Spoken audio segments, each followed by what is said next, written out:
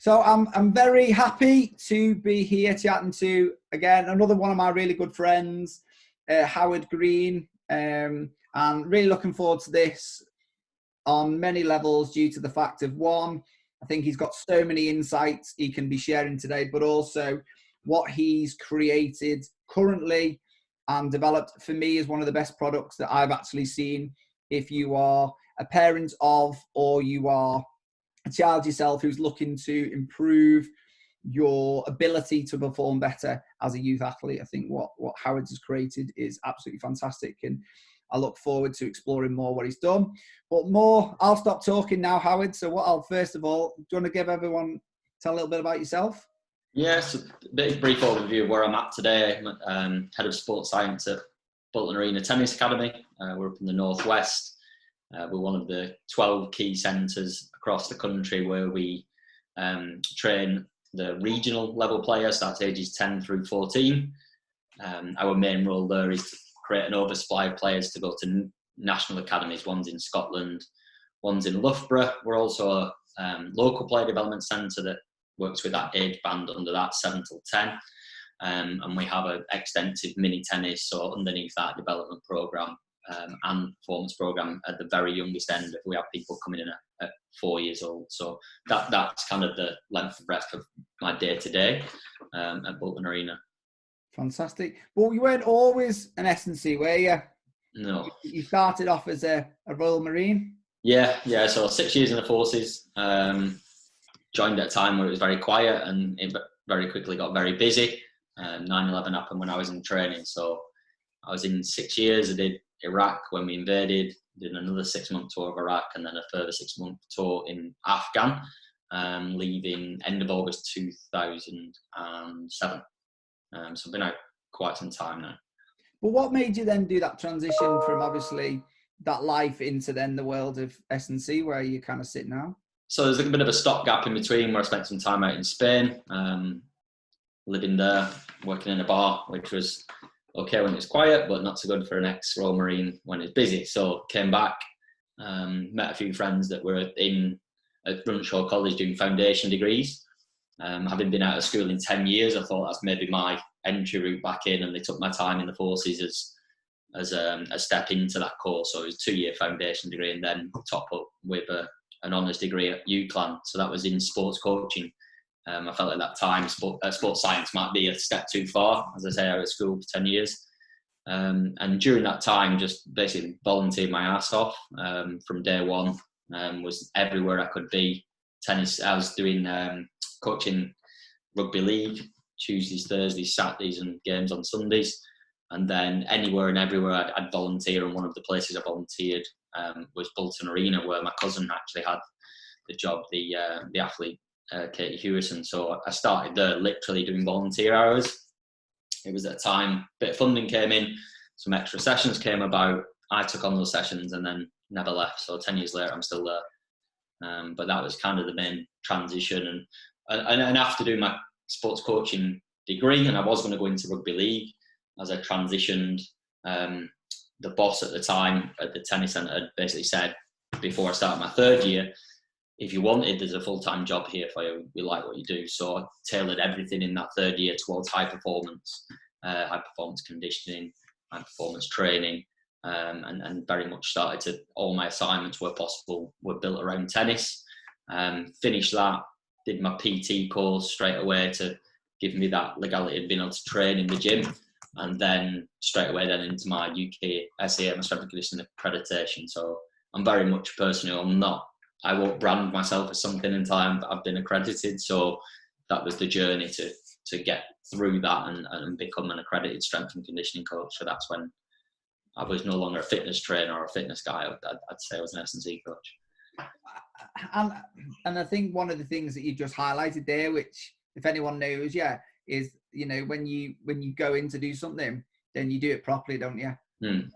Like you say, the amount of volunteering work that you did to do that just shows, and I think further when we had this conversation there on the commitment that you show to every role that you take on, but also each and every player that you work with. I still think, you talk about 10 years on, but that level of commitment that you show to get that initial role, you know, for me personally, and for those you work with, I know that still is there, isn't it? And it's a bit of underpinning of who you are. Yeah, and that's like when I have to do my bio or whatever, like in terms of my coaching philosophy, it's using my extensive knowledge and experience to help athletes or people, because I have got a varied background. I did come into the game a little bit later, but all the stuff that I did before doing that has set me up to where I am today, and all that volunteer work across many different avenues, including people with Parkinson's, courses with people with learning disabilities, people with hearing loss. So all that sort of stuff, you know, made me a far better coach than being. Now I have niched down. I have been in tennis for 10 years.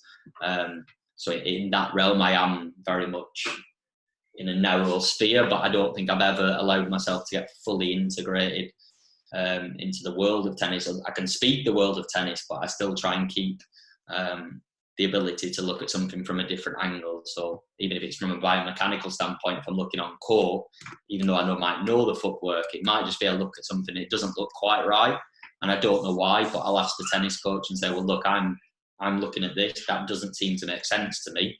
We video it from a few different angles, and then we come to an agreement. There's something needs to be worked on, and maybe we've got to go away and research some footwork patterns of similar players, and then come back to an agreement. But I can still kind of have that different slant of looking at things from a different angle, and also like improvise, adapt, and overcome. Like that's one of the things we get taught in the Marines, and something we're having to do right now in this weird period. But it's something I think I'm pretty good at. I'm a very creative person, so I can kind of come up with solutions to problems that some people maybe don't see. I can think laterally quite well. I guess, you know, we'll kind of touch on it a bit later, but I think one of the things is working with any level of athletes, isn't it? If it's from, you know, that, you know, you can't, especially as kids in development in that youth section, which you talked about, Baltimore, you know, I think you have to be able to adapt, don't you? I think programs, because there's so many variables that could be in. And that's the thing, like our assistant coaches that we've got in now who've worked predominantly with senior athletes, it's a sort of total eye-opener to them. That you've not got to know just the physiology, but like you've got to make considerations for growth and maturation. That, you know, he might look at somebody doing an exercise and go, well, that's the wrong technique. And I'm going, well, for now, that's his functional range. He's gone really tight. Look at that kid over there. He's a bit better. He's been really tight, and now he's got used to it. So you can see he's actually getting somewhere where we need to be. There's a kid that's not yet gone through it. So yeah, he's moving a dream, but they're kind of enjoying that they've got to massively think about different considerations based on where these kids are in terms of maturation. And for me, you know, that's one of the things that I think there's an awful lot of worry, isn't there? And I think especially when you've got a very talented player, you work predominantly with tennis players now, but any kind of talented youth player or sports kids coming up, that there are going to be that kind of growth and maturation, that there's got to be considerations in. And I think there's got to be that clear and concise course of education for parents and for the athletes and for the coaches, you know, and I think that's something you do really, really well. I think, the demands on the youth athlete are massive, because if they're decent, you know, they'll play for a club, the school wants a piece of them, the county wants a piece of them, if they're good enough, higher echelons of that. So, you know, when you actually look and try and manage the load of an athlete who's in full-time education and pretty much training almost full-time as well, it's insane.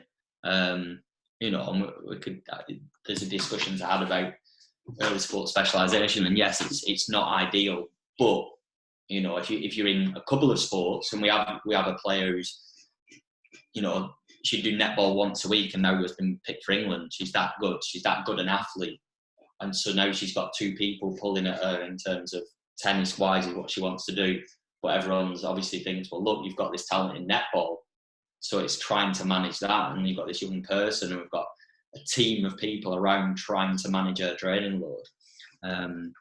It's insane. I genuinely think it's higher than professional athletes at times. Wow.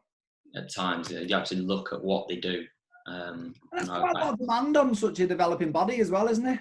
Yeah, huge. Are we doing damage? I don't know. You know, like literally, they have a quieter period. They have 2 weeks off for half term over Easter. They'll compete, but they're not doing the full schedule. They'll usually come back and they'll start. Yeah, they all look down on me because I'm so small. But they feel they look like they've physically grown more when we weigh them or we measure them. They have grown a little bit because they've not got the same demands on them. So yeah, it's a tough balance to be had, but it is the situation. We can't wrap them up in cotton wool. All I can do is gather the data on the training load and give best advice to parents and coaches and players. I have to have arguments with youth athletes about you are going to rest. You either make the adult decision yourself, or I will go and speak to the coach and say you are not playing. Like, you make that decision. But yeah, you speak to other sports and they quote numbers for a total week's load, where our guys would swallow that up, no problem. It's a lot of volume, like not all volumes the same. They might do an hour's tennis section that might be very technical and a lot of chat. So it might not actually be that much load, but they will train. Some of our guys are training between 2 and 5 hours in a day, several days a week. So it's a hell of a lot. And how old are these kids? At that stage, probably at that stage, they're going to be 14 plus if they're doing that. Still, I mean, that's, and that's also where your dreams start, isn't it? You can start seeing the light. One of the big things I took from that there is, the importance of rest and recovery, and actually, having that, and I think it's a really nice touch point, because I don't know what your opinion is and how it sits in. That should actually be part. You look at rest and recovery as almost part of your training, rather than actually taking days off. And again, this time is actually nuts, because they're probably doing as close to as what ideal, if I was to plan it, as possible, because they're doing double days Monday and Tuesday. They have a lighter day on a Wednesday. They double day Thursday, Friday, half day Saturday, and a full day off Sunday. Now, I'd love it if I could create a routine like that for our guys, but it's just not feasible. Our sport isn't like that, especially around tournaments and things like that. Mostly they'll be training at the weekend. So, to try and navigate, you could very, very quickly go over 2 weeks without a day's rest if you don't keep an eye on it. Right. Because they can play a tournament and go deep and win it over the weekend, and then they'll do Monday to Friday, then they'll go in another tournament they might go deep in, and then you get to the Monday and you start to think about it and you go, hang on a minute, when did this kid last have a rest? Or they've come in and they've got bags under their eyes, and you can't have your finger on the pulse with everybody. Sometimes it is literally like you look at the kid and you're like, that doesn't look right, or a niggle gets mentioned and you look back and you go, Jesus, well, no wonder. So we're not perfect. There's loads of things we miss, but at least if we've got some information to reflect on and go, well, look, we've not spotted that, we won't do that again in future. And ideally, we want the kids to become sensitive, not hypersensitive, but sensitive. We talk about like the racket, the kids will change racket weight, they'll change racket strings, they'll change grip size. All that's going to have effect around, the wrist, the elbow, the shoulder. So we'd always ask, look, please, can you let us know in advance? What are the repercussions of that? What can we be doing in terms of strengthening that area, or, assessing mobility? And we don't always get it. We sometimes get it. And I had a kid go, in about 3 months, we might change my racket. What could I be doing to protect my arm? And I was like, oh, but she'd had an issue that she had to deal with. So she learned from that and never wants to go through that again, because they love playing. You just wish they were all that on it. They're not. The kids. I guess that's a conversation. I think the nice thing with this is there's going to be parents out there with probably kids who are coming through that and talented. And it is, I guess it's that, that trust and ability in people like yourself where they can speak out and go, look, we can be proactive. My big philosophy always has been, especially for you guys that do a fantastic job at a youth level, is the sense of, if you make good habits now, and that's what you're kind of creating, aren't you? You're creating good habits in people that they're going to take on into life. So for those of them that may potentially go on to, to turn professional or have good careers in tennis or any youth sport, you know, you're creating really, really good grounding habits that's only going to lead them to becoming more and more, hopefully, fulfill their potential. Yeah, and like some of the things we've implemented, like we work very closely with yourselves. If we've got a niggle that we believe to be growth related, it's usually going to be knees, heels, or hips.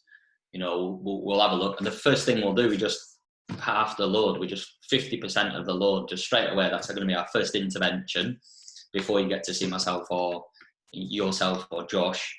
We'll assess it. Okay, yeah, it looks like a bit of tendinopathy.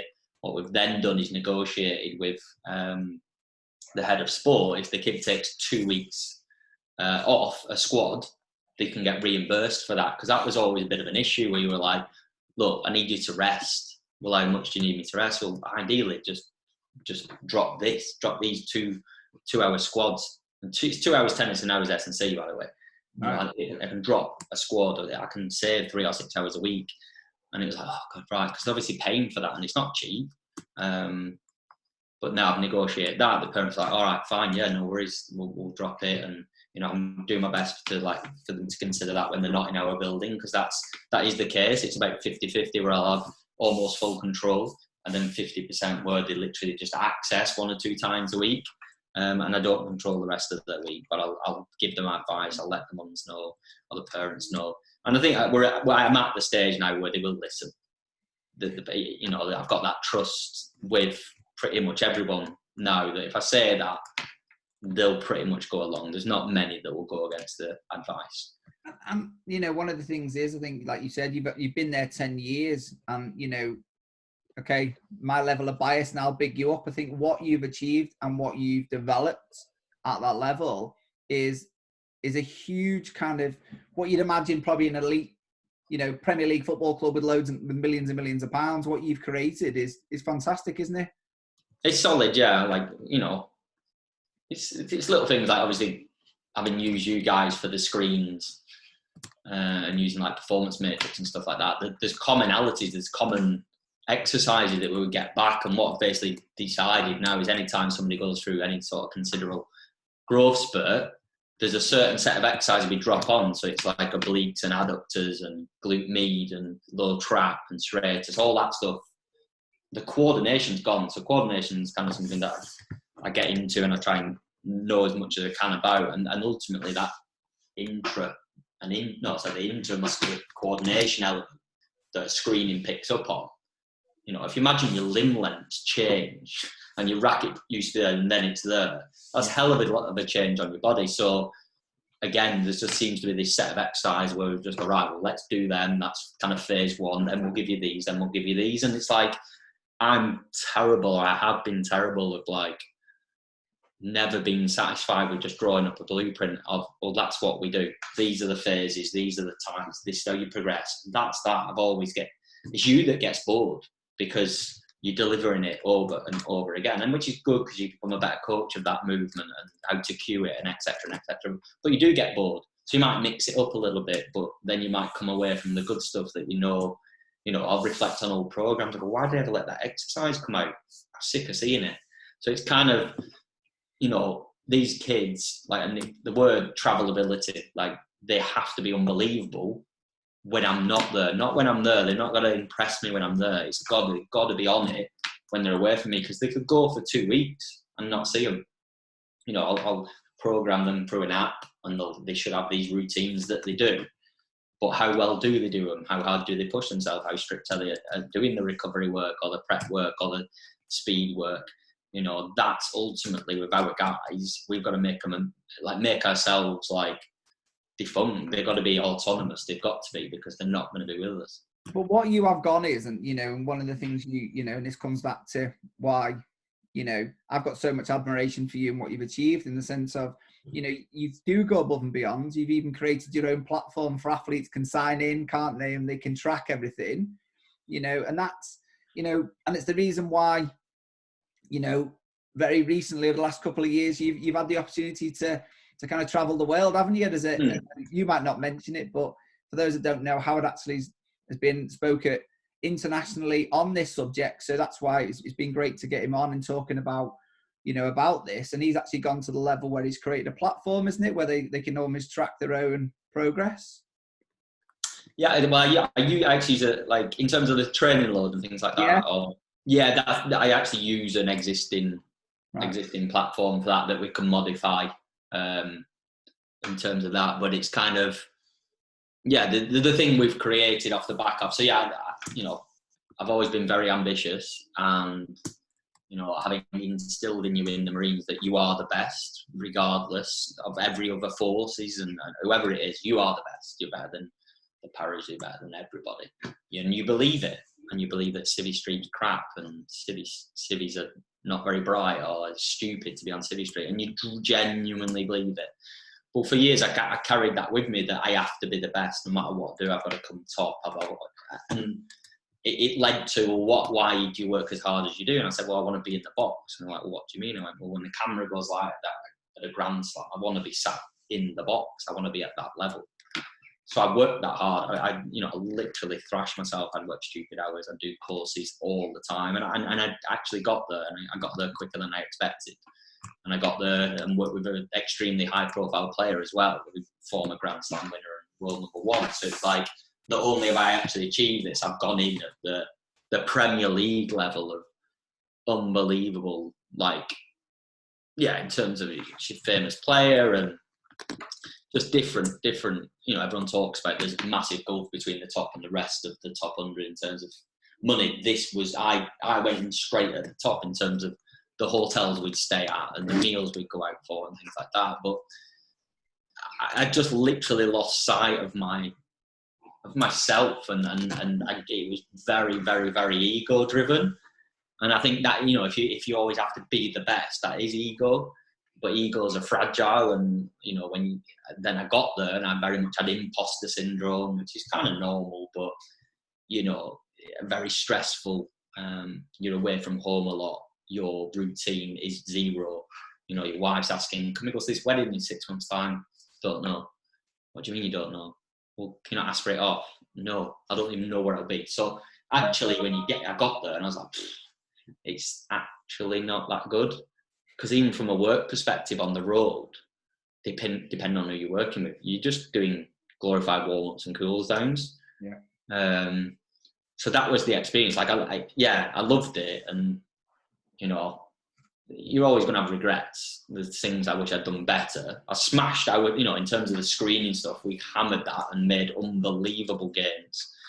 But did I hold off training more like an athlete and getting stuck into more of the high threshold strength work and speed work? I don't know. I reflect and sometimes say yes and sometimes I say no. But she had literally limbs were falling off her body.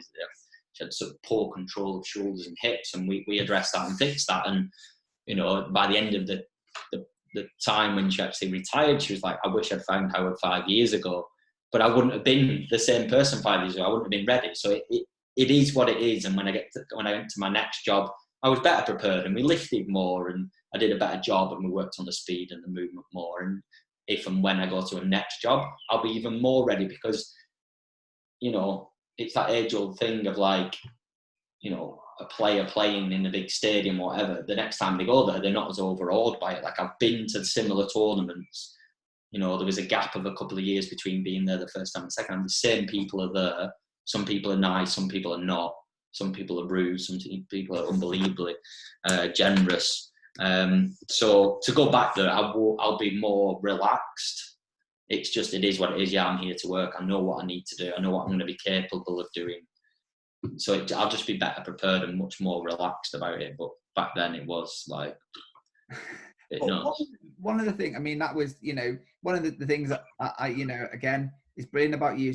You're just dead honest, aren't you? About how things are. And I think that's what's fantastic. But I also think that, for me, that's because you've been there, you're honest about how you are with that. I think what's really nice is there's lots of kids who may be 14, pushing on 16, 17, 18 that have got them big goals. You've seen that side, haven't you? So I think one of the nice things for you is you can relate, and and I think for a lot of the parents out there have got dreams of their kids playing in those Grand Slams, or the kids are wanting to achieve that.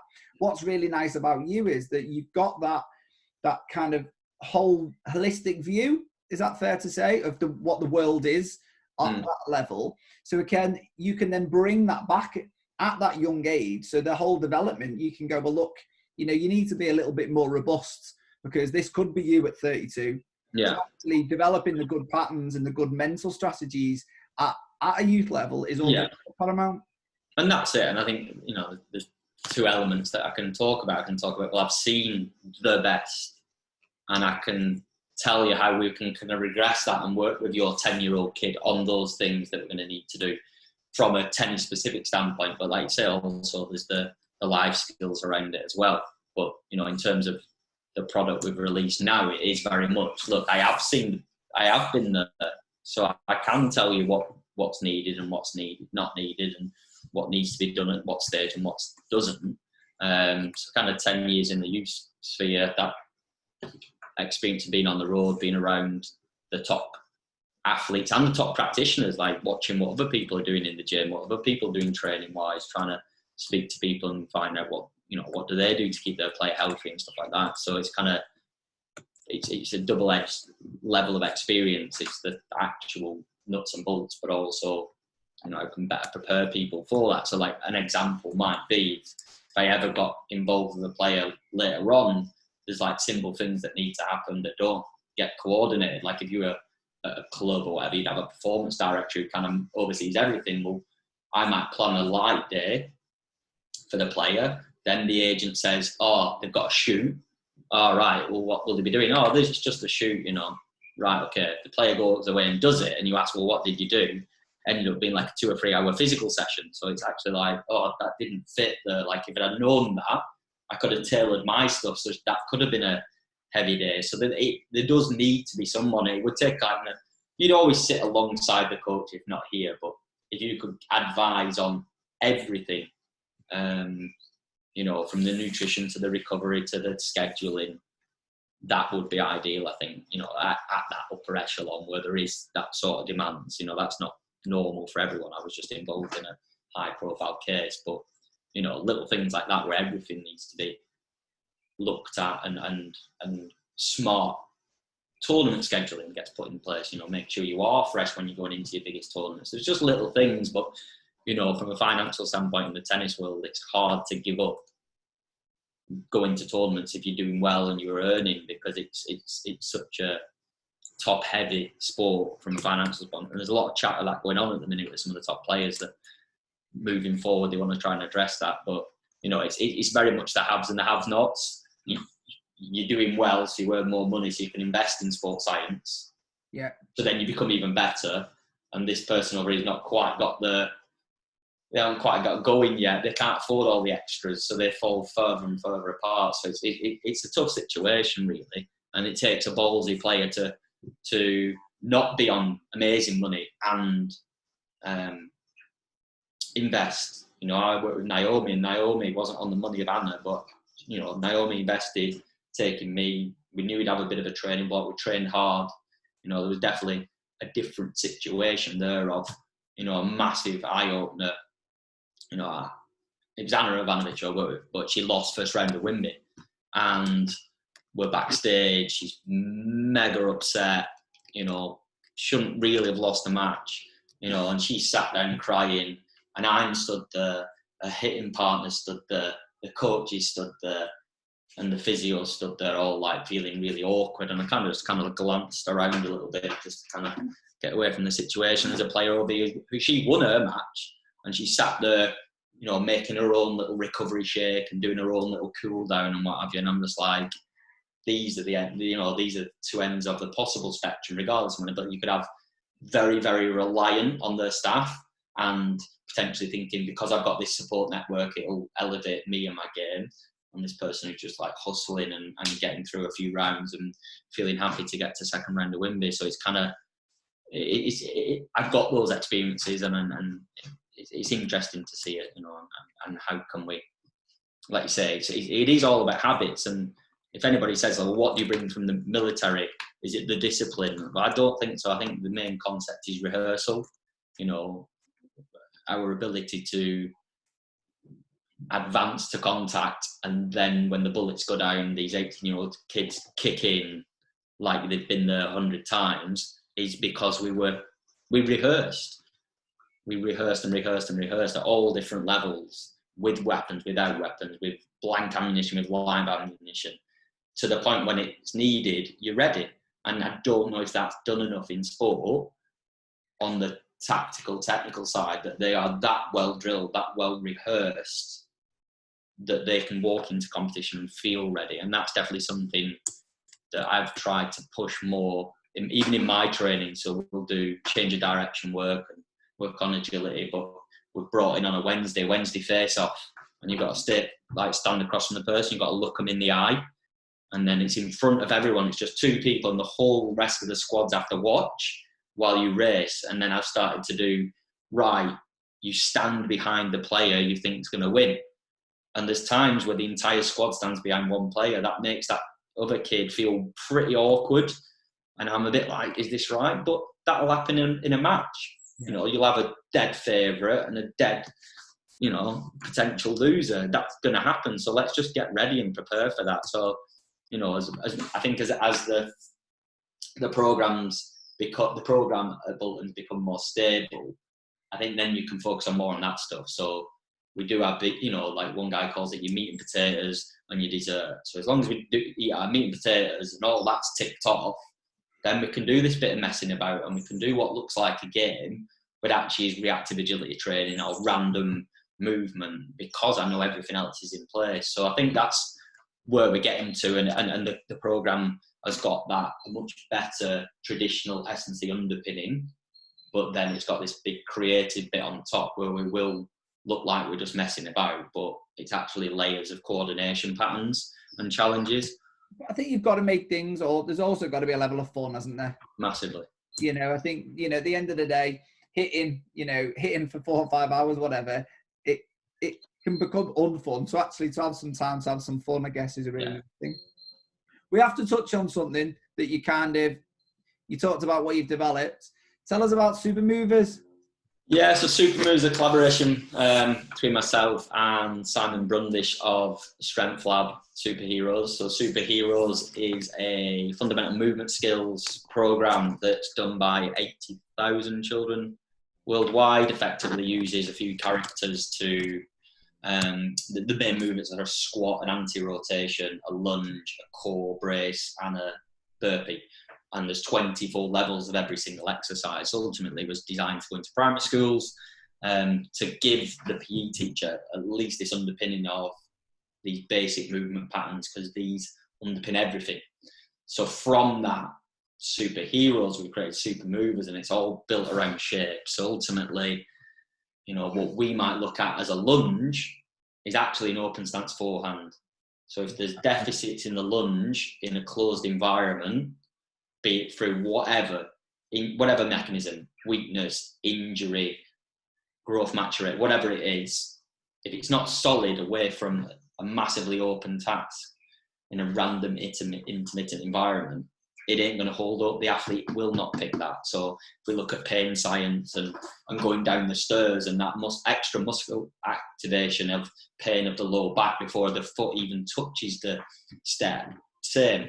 You know, if the player doesn't trust it, he's not going to use it. He will not use that movement pattern. So it's ultimately that, and then trying to educate everybody around that work with that athlete. So the athlete needs to be aware of it. The parent needs to be aware of it. And very much so, like the coach needs to be aware of it. So, you know, hopefully we might be getting a gig with the national governing body to embed this as a module in the coach education program to teach coaches, look, tennis alone will not fix these glitches. You need to have these great underpinning qualities. So effectively just made this program where we work on strength, which comes from the Superheroes. We work on movement to work on spatial awareness. We work on agility to move at speed and intensity, stability to give you static and dynamic balance, and then honing coordination skills, which will just basically the ball is involved and there'll be movement and combining different elements together. But again, it's rehearsal. If the kids have rehearsed these movements, get good at these movements, practice them at home, do them as their warm-ups, the minute they step on the court, they are more primed. They have been through a ramp warm-up. And the coach can better understand why one of the drills might break down, and it's not racket work that you need to focus on. So is this aimed, would you say that this is aimed at coaches and parents then? So yeah, it's very much like there's two sides to it, and the product will very much be, anybody can go to this area, but it's going to be like the coaches hub. You're going to be in there, you're going to have the content, but also we'll upload CPD content around the principles.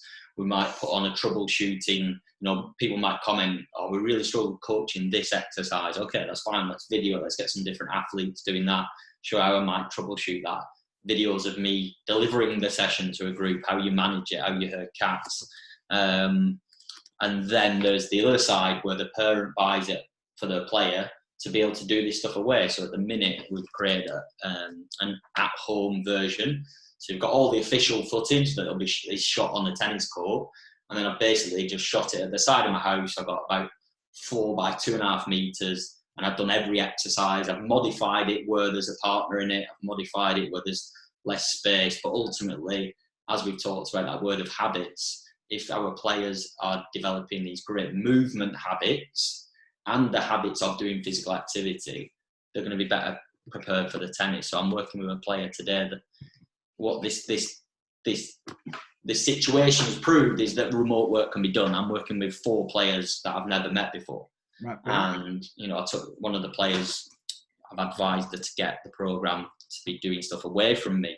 She's gone through a big growth spurt. She is unstable. She has got core weakness. She does struggle to coordinate her body.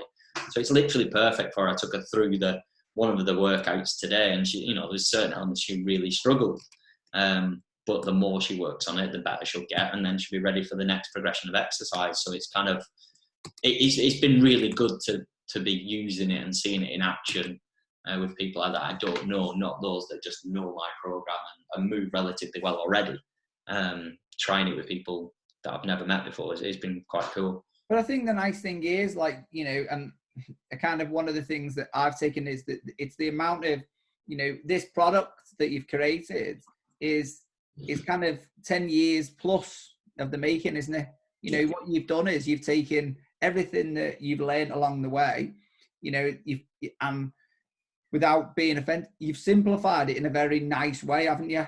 That's what the partnership's been. Well, like, I'm creative, but that can be a double-edged sword as well. There's a bit of an image or a meme or whatever. It's a little rabbit with like all these colours and stuff coming out the side of his head, and the other rabbit's go, "What's that?" And he went, "It's just my mind." And at times, we meet up on a Thursday, and if we have too many coffees, it can get a bit chaotic. Like, literally, if I have caffeine, I stimulant. I'm like very reactive to stimulants. So like a strong coffee can either produce an unbelievable piece of work, or I can lose an hour on the phone. So I think generally though, I think you're underselling the fact that what you have achieved is fantastic, and and I generally believe that it's a product that many coaches and parents who are looking to really help and improve them and have the same passion that you do for for developing youth athletes. It's there, isn't it? It's ready for them. And it's very accessible. So do you want to just tell everyone who if you're a parent who's got kids or you're a coach, how can they find it? Yeah, so like literally, if you've got a kid under 12 who plays tennis, then you need to be using this. TennisSuperMovers.com. I genuinely believe it's that good. Like you say, we will continually improve it. If you give me some feedback and I think it's valid, I'll tweak the program or tweak the exercise or whatever it might be. But yeah, very much, it's not just a fitness program. There's going to be the education behind it for those that want it, and that context is king, and the why and the principles are more important than the exercise. And I think that's where this comes from, like me as a person ditching my ego and not being ego driven and simplifying things and seeing them as shapes. So that shape looks very similar to that shape on the court. Simplification has come, but it takes time. There's a lot of, people always question me on like a coordination presentation that I do, that people talk about the early stages of working with kids should be unstructured. and then it becomes more structured as you go along. But to make something unstructured, there has to be behind the scenes structure. Yeah. So if you're inexperienced and you're in that sphere and you think it should just be random, you're wrong. There's got to be underlying themes of, and that's why we would explain to a coach, we would say do like 10 to 12 minutes as the warm-up, maybe 10 minutes, but in the middle of your session have a 5-minute movement break. Try and spot what's gone wrong or what's going wrong in that 20 minutes of tennis that you could fix by doing some more lunges and rehearse and say, look, feel that shape that you're in now. That's what we're looking for on the court. We've got to the stage where our mini reds are under sixes, are shouting out. So like a lunge is a Thor. So they're like stepping into a open stance forward and shouting Thor, or they're split stepping and saying Iron Man. So that already we're nailing these kids that they're like, yeah, I get it. When you bring me over there and we do some squats and I stand doing some standing crawls, okay, that works on my core stability for when I'm serving. So if we've got that happening now, what are they going to be like at under 18? You know, I'm a massive believer at that, you know, because I think it's one of the things where it's always frustrating to me when we get a decent athlete that hits the later on the teens, and there's a lot of issues that could have been fixed if people like yourself had been there at the start of their careers and stuff, because, you know, it's never nice telling, you know, kids that they've got big injuries or it's going to keep them out of sport for a long time, and that could be the reason why they don't hit the potential. Yeah, you know? And that it is genuinely needed, and it is genuinely needed to be organised and structured and thought through and have context behind it. So again, on the coordination piece, you know, it can be a haphazard part of training because a coach goes on Instagram, I say it works on reactions, okay, we're going to do that today. And they do it, and one kid's doing really well, one kid's doing okay, and one kid's doing really poorly. Well, that kid needs progressing because it's too easy and it's not stretching him. It's about right for him. He's now, it's not a stretch goal, it's not doable, so he's going to get frustrated. What are you going to do to regress it? And because they've just looked at a video, they don't know how to, and that's where that context behind it. And you know, if somebody comes over and asks what you're doing, you need to be able to answer 5 times in a row what you're doing. And without that, and without the experience and the time in the game and on the cold face, it's not simple. It isn't easy to make it simplistic. It does take time, and you can't rush that. So I've got, you know, these young S&C coaches are very knowledgeable, probably more knowledgeable than me on physiology.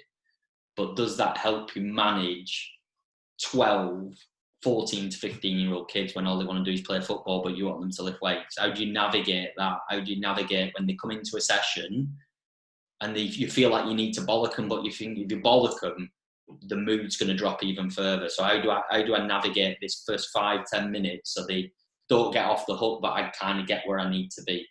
That's the soft skills, isn't it? Like, you know, that's the coaching element. So, and I think that's what you've created really well, isn't it?